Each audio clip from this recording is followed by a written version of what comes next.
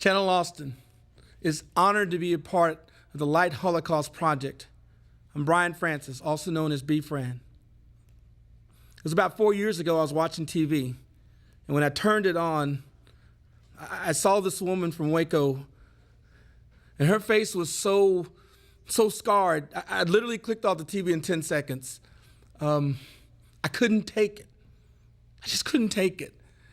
And then it hit me that she's got to see that every day, and the courage to stand up there and show her face and be so strong, it humbled me.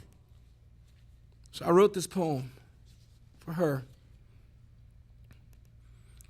For Carolyn Thomas, born July 26, 1970, that's the same year that the World Trade Center was built. She was left to die December 5th, 2003, just 2 years after the towers were toppled.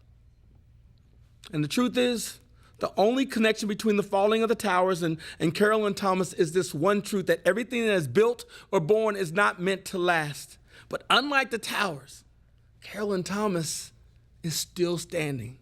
She is still living to survive every day. So this is for you, Carolyn Thomas, whose boyfriend told her at point blank range, you had a face to die for. I thank God that you didn't listen to the 44 Magnum secret that he whispered through your temple. I thank God that you have found the strength, that you have found the will to reconstruct your life like each inch of your face, filling what's missing with faith and courage, cartilage and forgiveness. You are beautiful, and you are still alive.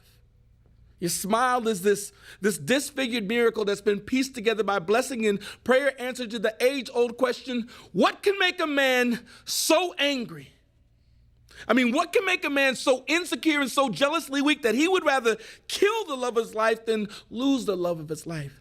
That somehow the holes in his manhood could be filled by each bullet spent is a lifetime lost till death do us part has a different meaning in the hands of the wrong man. Terrence Kelly, this will be the only time your name will be mentioned in this poem. Till death do us part was meant to say how long your love will last and not how long you would let your love live. Carolyn, I am so sorry. I can't even imagine how it felt to lose your face and your mother by the same hand. To be scarred inside out, bullet bruised and riddled, just to have your friends blame you for letting him back in your life.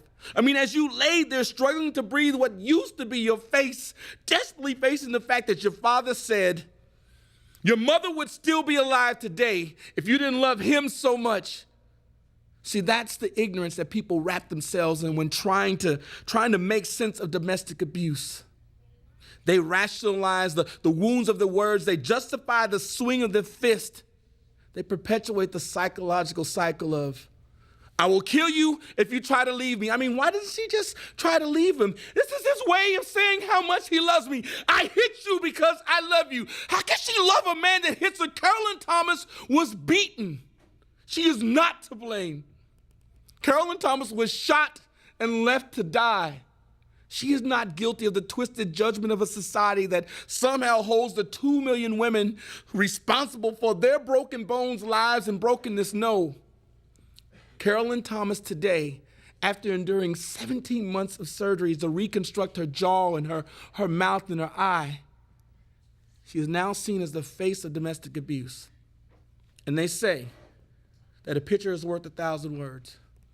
Well then, Carolyn, yours is worth 1,000,000, but she is more than a face. She is the voice.